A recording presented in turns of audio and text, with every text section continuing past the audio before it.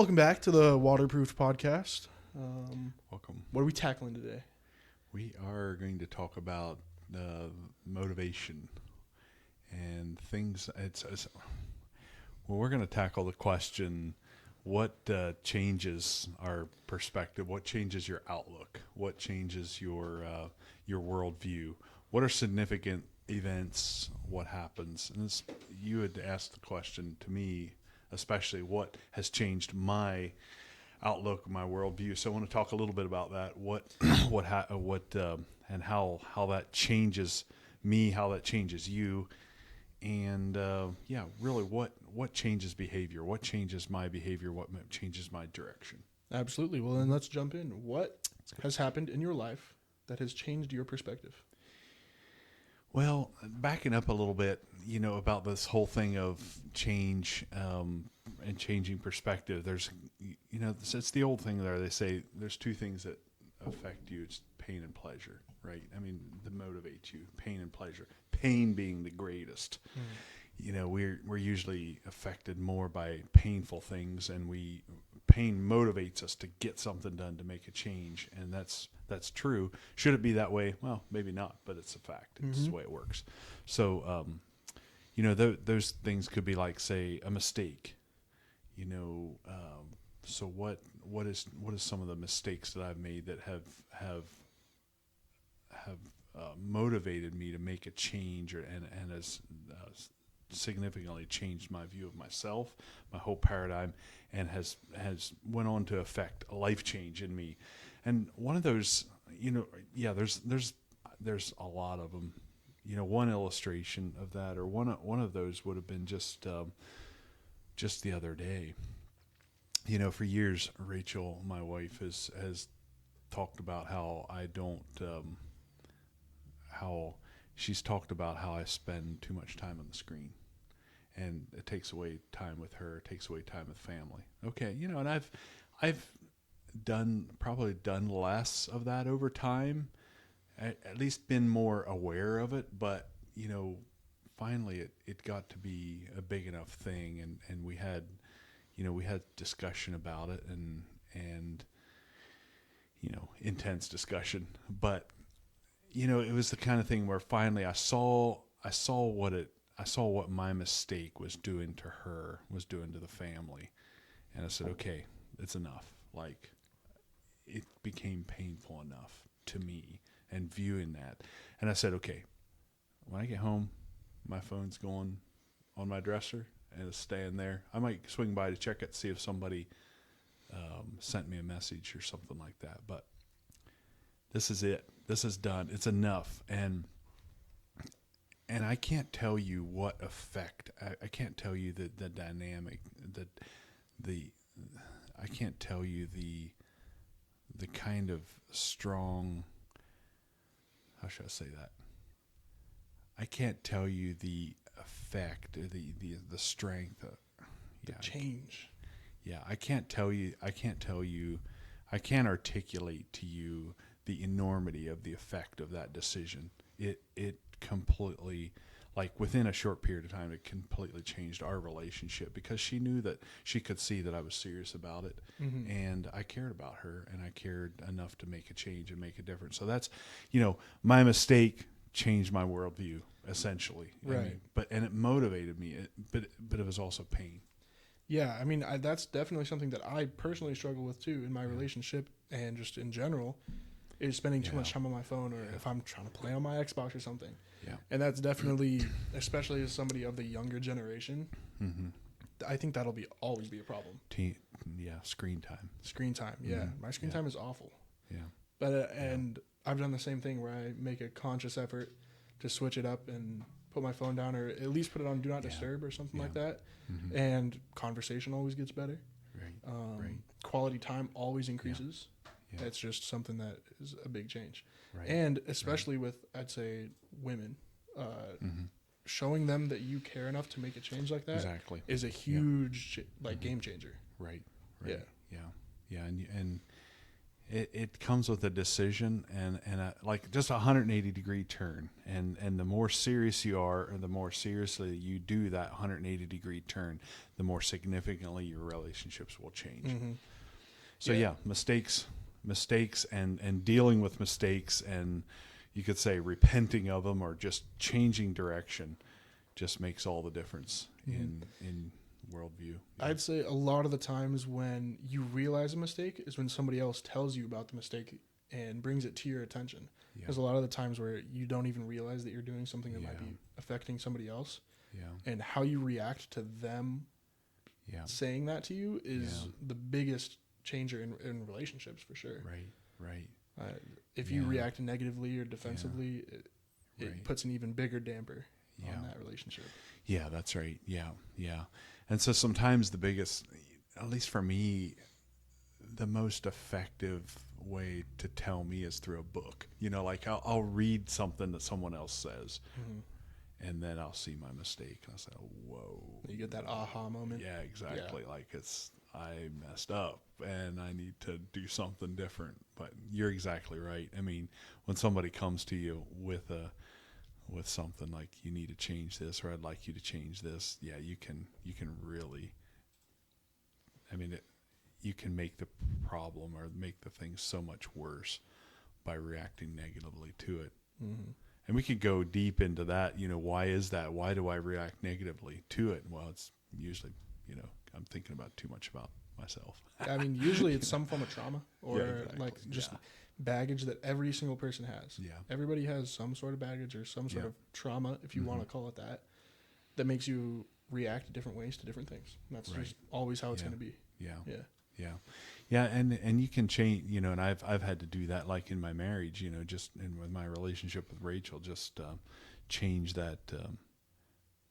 Just be quiet, for one, and make sure that she knows that I heard. Mm-hmm. That's a good start. Yeah, no, definitely. I think a thing that most kids learn in school, or at least I did, I don't know if it's the same anymore, but active listening is something that you learn in literally like kindergarten or first grade or something. Yeah. And I probably started truly applying active listening like a year ago. And it makes everything so much better. Yeah, and that's right. Yeah, my mindset is definitely like, I can be scatterbrained sometimes. Right. And so I really have to try and like lock in for what people are saying to me sometimes. And that active listening. Yeah. If somebody can say something to you and you can repeat it word for word back to them, that like just shows that you care. Yeah, exactly. And I think one of the other things, or I know that one of the other things that stand out to me, that, and in business, what really makes me look differently at the world or at what I'm doing.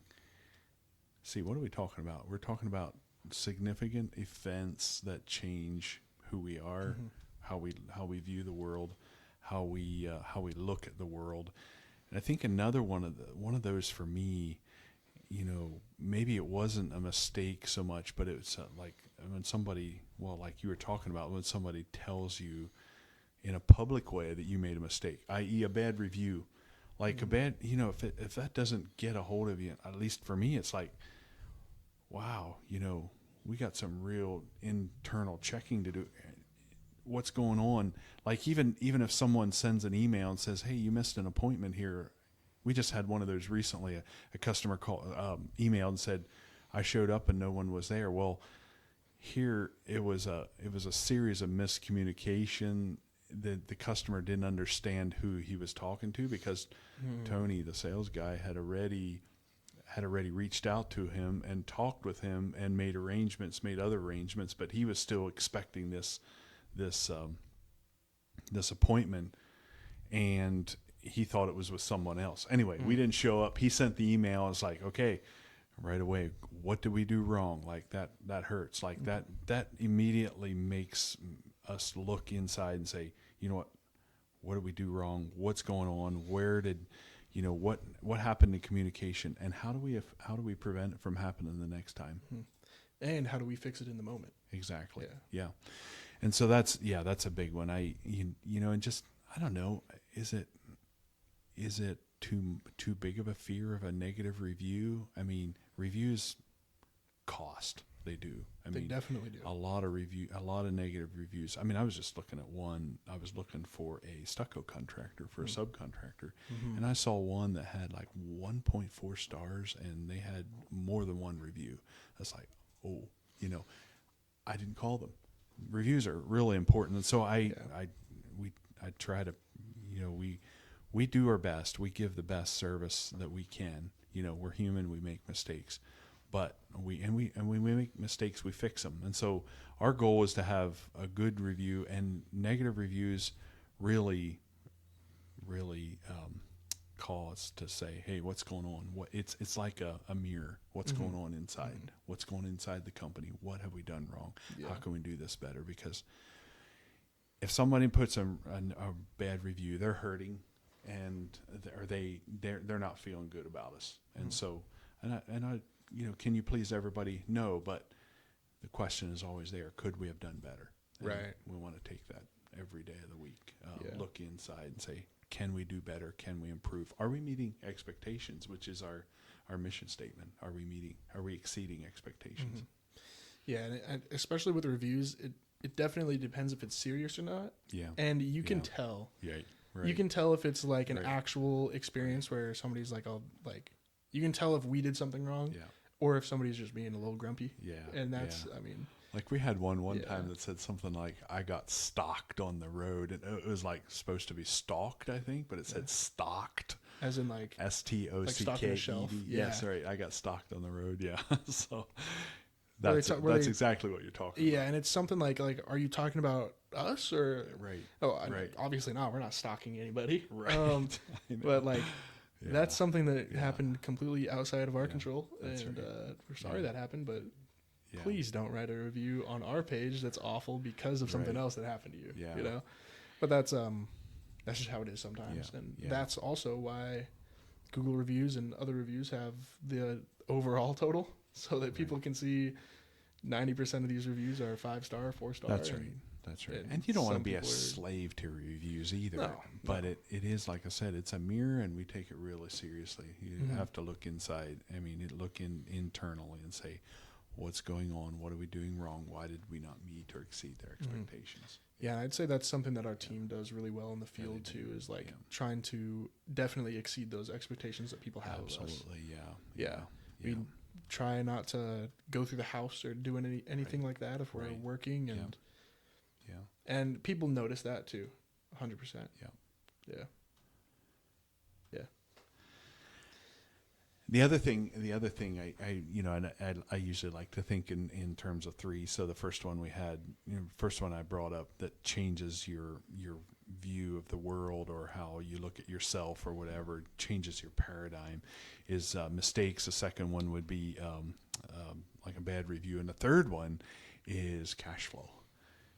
If you're hurting for cash flow, it's like, ooh, like eyes wide open, pupils dilated, like I need to do something fast. And it really, okay, what are we doing wrong? Why did we get into this situation? Is this a long-term thing? Is it a short-term thing? Are we doing, are we on the wrong path? What's happening? And that's a real, it changes you. Yeah. And it's something where you got to discern whether it's something that we're doing, or if it's just how it is for this time, like a short-term kind of thing. And it depends. And especially in the industry that we're in, construction is definitely seasonal. That's right. Especially what we do. It doesn't have to be, but that's how it's perceived through the world. Exactly. And do we need to do better marketing? Do we need to reach the customers better? Do we need better sales? Or, is too much money going out? Are there too many mistakes? What's happening? So those are all things that, go through your mind, and it, like I said, it changes you. And I'd say in everything, you're going to make mistakes, and it is going to have a serious effect. And in business, it feels like those mistakes are so much bigger. Yes, it does. Yeah, for sure. Especially if it's something that like your business, this is your support pillar, right? Like this obviously funds you and your family and a bunch of other people too. Right. So if something happens with the business, you're not only letting yourself down, but you're letting down other people potentially as well. Yeah, exactly. And so that definitely changes the statistics. Right. Exactly. Don't want that happening. No, for sure. No, that's right. So yeah, and it's those are three of the things that come to mind first with things that change your paradigm, change your outlook. Yeah, 100%. Yeah. You know, so and then it's not just pain either. It's also pleasure. So there's like significant life events. You know, you want a contract. Okay, what did we do right? Like, how did we do that? Like, you want a good contract. What happened? Like, what, you know, and you celebrate those wins. And then there's all kinds of other, then there's a lot of other life events, significant life events that change you, like marriage, birth of your first child, birth of any child for that matter. Yeah. I can say that after having 6. I mean, every one of them has changed me and changed my outlook. And yeah, it's, those are big deals. And they hopefully they, you know, you always want them to make you better. I guess, you know, depending on what you're going through at the time, it may have a negative impact on you. Mm-hmm. Yeah, there's definitely times where you get a big win, and then you grow an ego, and that can definitely affect you negatively. Exactly. Just the other day, I was golfing with Mr. Behind the Camera, and I hit a beautiful shot, and from like 30 yards away, it was a chip in for par. It was probably the best shot I've ever hit in golf. And then the rest of the game after that, I played worse by my standards, and my confidence ended up falling. It's because I got an ego from the good shot that I made. Sure, yeah. So stuff like that happens all the time. Right. Like, and that's when you just have to have the maturity, emotional, intelligent maturity, to, you know, be able to discern. I don't know. I'm rambling. Yeah. No, that's right. Yeah. I mean, that's exactly.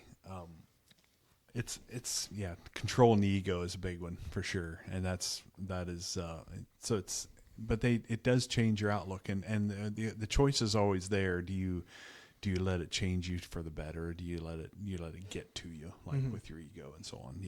That's just like with learning experiences too. Yeah. Like the next time I hit a good shot in golf, I'm not going to get ahead on me because you know, I know what happens now. Yeah. So usually it only takes one. Sometimes it takes multiple. Yeah. But it happens. Yeah. Celebrate the wins and then just keep chugging, keep hitting. Yeah. That's right. Don't make any crazy drastic changes because you had a win. Exactly. You know, that'll put you under. Yeah. In anything in business and life. You know? Yes, it will. Yeah. Yeah. So when we're talking about significant events, for me, a significant event that's happened to me many times or multiple times is reading a book. Mm-hmm. And I don't know if you've ever experienced it, but, you know, like I read a book, let's say about marriage. I read a book one time on marriage and how, and it changed my whole outlook of that whole husband and wife dynamic in marriage and how that works. I walked around in like a daze for a couple days. Like, just like, it's changed my paradigm, my worldview so much that it's like, wow, I've been married 20 couple years and I didn't understand this yet. Like, where have I been? What's going on? Like, yeah. And I know another significant book that I read had to do with, or it had some counseling on, like anxiety and so on. Like, I used to struggle a lot with anxiety and panic attacks and things like that. And I read a book, and it was a biblical book. It was you know, it had quoted scripture in and so on. But you know, that the writer, the author of that book, just wrote a few lines in there, a few sentences that really got to me, and it just like completely changed my worldview, my outlook on who I was, and on things like, you know, not particularly for the anxiety thing. It's like I learned not to hold on tightly or be too concerned about the outcome of anything. Mm-hmm. Like, if you're not concerned about the outcome, you're never afraid. Right. If you don't care what happens to me, or two, if you don't care what happens in the end, there's no fear, zero anxiety. And that was a big one to me. And that came through just reading books and, lines that stuck out to me, talking about significant paradigm shifts and moments that changed my life. It's sentences out of books, literally. Yeah. So I think there's like wake up moments with marriage specifically all the time. And once again, with the younger generation, people get married because they like somebody, or because, we've been together for 5 years, let's get married. And that's awesome. But marriage, especially if you are a Christian or follow Jesus, marriage means something so completely different. Right. And it's like, people take it lightly these days, I guess. Right. And I think that's I'm lucky enough that I don't think I'm going to have that huge change in my life, because I've already kind of realized that, like, when I marry somebody, that's it. Yeah. This is, you becoming one, pretty much. That's right. Yeah. It's the commitment. Just like, okay, now whatever comes, you're going to stick it out and you're going to make this work. And you're going to learn and grow and do whatever it takes to make this work, because there again, we're driven by pain.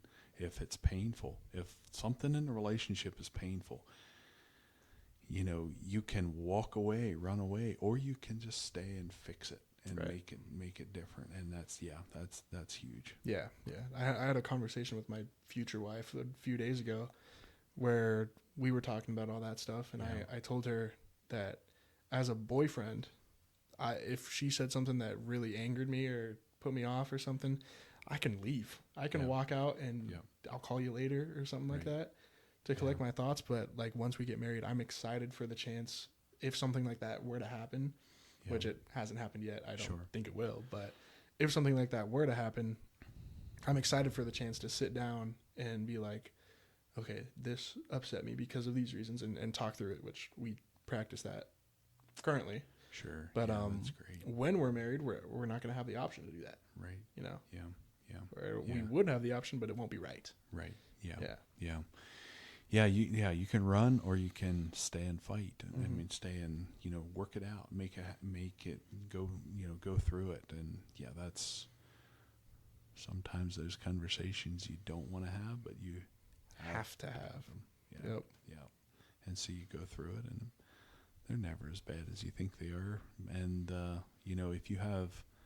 if you have an humble attitude about it, to say, I was wrong, or maybe I was wrong and I don't realize it.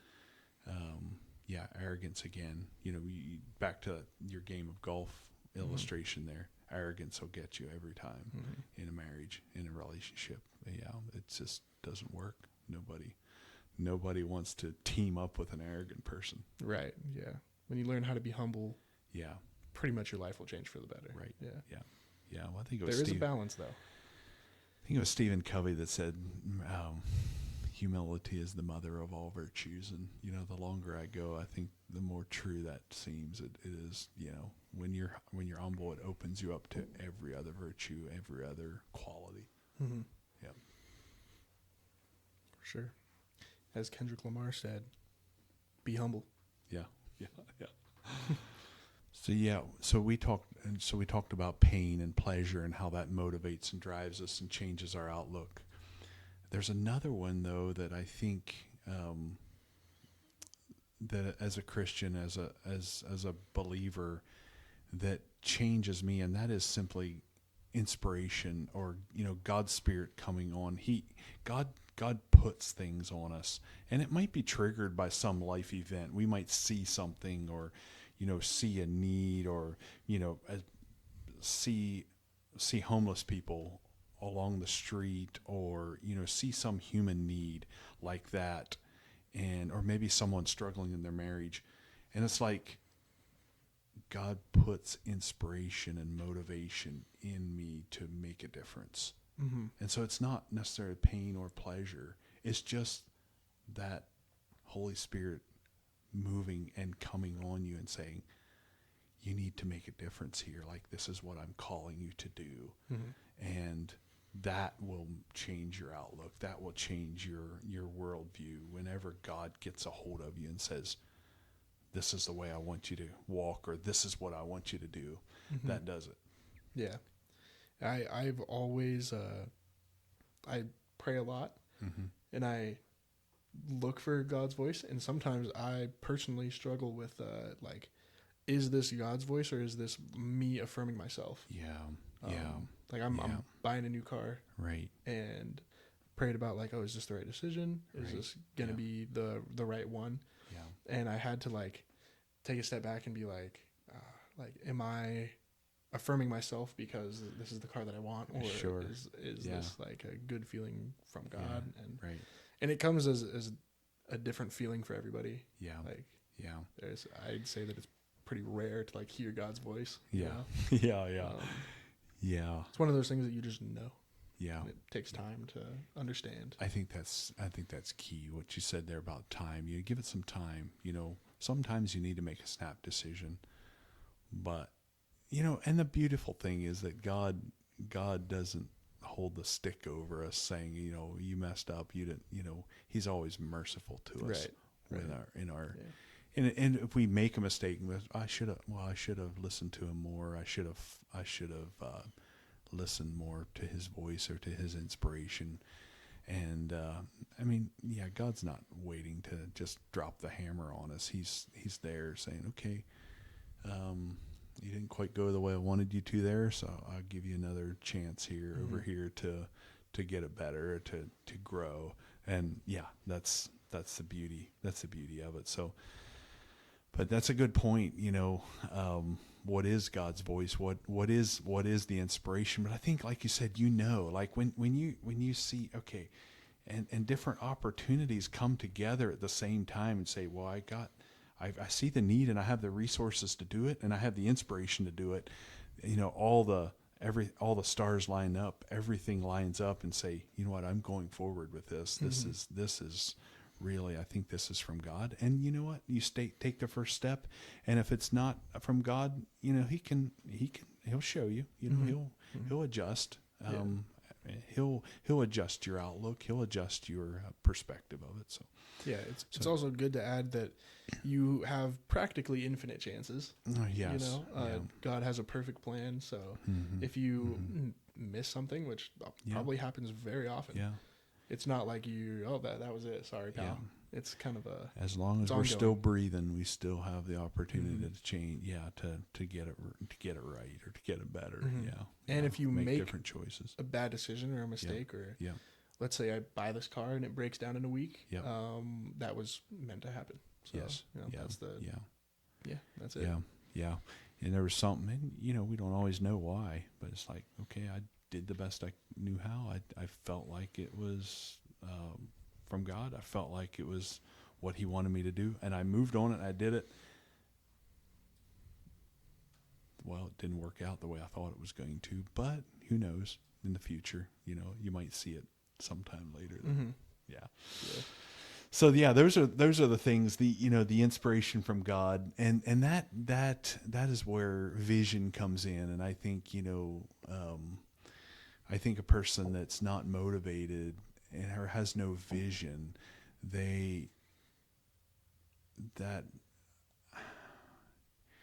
how's this going to tie in now to our whole thing of the way we see the world? So we have this inspiration that comes on us. We have, God puts something in us, and that's where vision is developed. We have a vision, and then vision drives action. Vision drives action. When I really have a vision for something, whether it's in business and personal, when I have a vision of the kind of marriage that I want, that drives my action every day. If you keep that vision in front of you, and that's why you can put up vision boards, actually put it in picture on the wall, because you see it and you're reminded of it. That's my vision. You can have your vision on a board, or you can have it in your head. That vision is driving action every day. Right. How clear is your vision? If you don't have a vision, if you don't know where you're going, you don't know what you're doing in 1 year, 5 year, 10 years, or don't have a vision of what you're going to do, not to say that that's exactly how it's going to turn out, but if you don't have a goal, a vision of where you want to be in them, your actions will be just kind of it'll be reactions. You're reacting to whatever happens. So, yeah. That can come from a bunch of different sources too. Yeah. It can be like a book, like you were saying. It could just be your own personal goals. And I find a lot of the things coming from like media too. If I see somebody that, let's say they have like a really good physique, I'm like, yo, I want to be like that guy. Yeah. And not necessarily I want to be that guy or like be exactly like that guy, but like this physique is something that I can strive for, and that will help motivate you. I was having a conversation the other day with a friend of mine, and we agreed that somebody else doing just a little bit better than you is your biggest motivator most of the time. And that might come from greed or ego again. Maybe, but competition. Competition. As long as you are aware of who you are, it can also be healthy. Right. Yeah, and just to be the best, to fulfill to the best of your ability what God puts in your heart. Just to have that. Okay, was I faithful or wasn't I faithful? Did I do it? Did I do it my best or didn't I do my best? And that's always the question at the end of the day. Did I give it my best? Did I choose to follow that path that God put out in front of me, or did I choose to go my own way? So, but sometimes you get lucky and it'll work out, or you might crash and burn, and that's okay too. It's all learning experiences. It is. You learn and you grow, and you back up, say, you know what, I got it wrong, now I have another chance to do it right. And so the real question is, we talked about all this, like the vision and motivation and things, but the real question is it going to translate into action? Will I do something about it? And how you read a book and you say, that was such a good book, or you read a saying or something that, a one-liner, you say, that is just, I'm going to put that on my wall. I'm going to frame that thing, whatever. But does it translate into action? Does it really make a difference? That's the question. That's the thing that's always in front of me. Does my inspiration, does my motivation translate into action? Does it? And sometimes it does. Sometimes it doesn't. Yeah. What makes a difference, though? What makes the difference? I'd say it's about mindset most of the time. I see a lot of things that I want to do or that I'm trying to strive to do, and I don't do it. And sometimes it's because of my time management. Sometimes it's because of other things going on in my life. Or most of the time, I'd say it's about time. Like, how much time do I have? But the biggest thing is how can you make time? And I've had this conversation with a bunch of people, but if you want to do something, you just have to do it. And a lot of the times you might be motivated, you might not be motivated, but motivation is what gets you started, and dedication is what keeps you there. Right. And sometimes motivation isn't what gets you started. Right. Yeah. You just have to make the choice to do it. Yeah. Take risks. Another thing, one other thing to add to your point there. Sometimes that motivation is not just internal, but it's external, and to set up accountability partners or something like that. Do what it takes. Does my inspiration, does my learning, does my worldview translate into action? Because really, if it doesn't translate into action, it means my worldview really hasn't changed. Right. My outlook. It hasn't made a difference. And it's like the scripture says, when you look in the mirror and you go away and you forget who you are. You forget what you saw in the mirror, and God forbid that happens. Or, you look in the mirror and say, oh, you're inspired to change, you're motivated to do something different, to look at it differently. Well, then does that motivate you to actual action? And that's the thing, and that's what really makes the difference, because action makes the difference. It does. Yeah. I mean, inspiration only lasts so long, and then but if you can get all excited about something, but you won't be blessed, or you won't get the benefit, you won't get the reward, you won't eat the fruit unless you actually took action. Yeah. So do what it takes. Get an accountability partner. Get somebody to hold you to it. Hold your feet to the fire. Say, did you get it done? Did you do what you said you're going to do? Yeah, a lot of the times having an accountability partner helps me. Yeah. But a lot of the times I'll have to like I don't want to say out of punishment, but like I'll do it with myself if I'm trying to hold myself accountable. Sure. I'll do if you don't get this done, like you cannot play your Xbox or whatever it is. I don't do that much anymore. Set up. Yeah. But, set accountability parameters for yourself. Yeah, that's good. That's really good. Yeah. If you'd like to reach out, the email will be up here. It's completely active. Go ahead and reach out. Thanks for joining us again. Yes. Thank you for stopping by and watching the episode. Yes. If you made it this far, then you should probably hit the subscribe button and like the video, because that'll help us a bunch. Allow us to keep doing these. Sure. So reach out. There will be more content coming soon. Peace out.